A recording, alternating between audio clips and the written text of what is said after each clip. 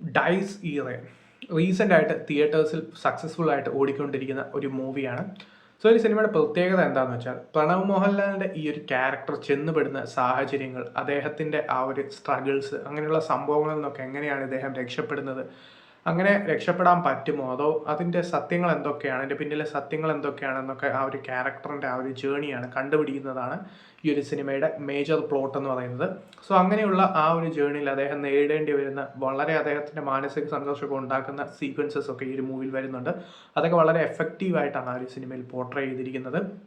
സാധാരണ അദ്ദേഹത്തിൻ്റെ സിനിമ കാണുമ്പോൾ സോ ഇദ്ദേഹം തന്നെയാണ് ഈ ഒരു മൂവി ചെയ്തത് എന്നുള്ളൊരു തോട്ടിലോട്ട് പോലും നമ്മൾ ചിലപ്പോൾ വരും. അങ്ങനെയുള്ളൊരു പെർഫോമൻസ് ആണ് കൊണ്ടുവന്നിരിക്കുന്നത്.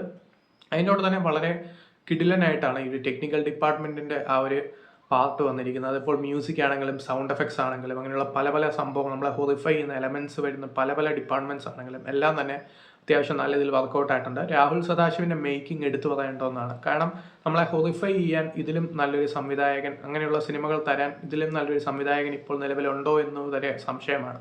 അങ്ങനെയുള്ളൊരു മേക്കിംഗ് ആണ് ഇദ്ദേഹം ഫോളോ ചെയ്തിരിക്കുന്നത്. സോ അതുകൊണ്ട് തന്നെ ആ ഒരു ഓഡിയൻസിനെ കണക്റ്റ് ആക്കുന്ന രീതിയിൽ, ഓഡിയൻസിനെ ഹൊറിഫൈ ചെയ്യുന്ന ആ ഒരു ടെറിഫിക് ആയിട്ടുള്ള ഷോർട്സ് കൊണ്ട് ധന്യമാണ് ഈ ഒരു മൂവി. സോ അതാണ് ഈ ഒരു സിനിമയുടെ മേജർ ഹൈലൈറ്റ് എന്ന് പറയുന്നത്.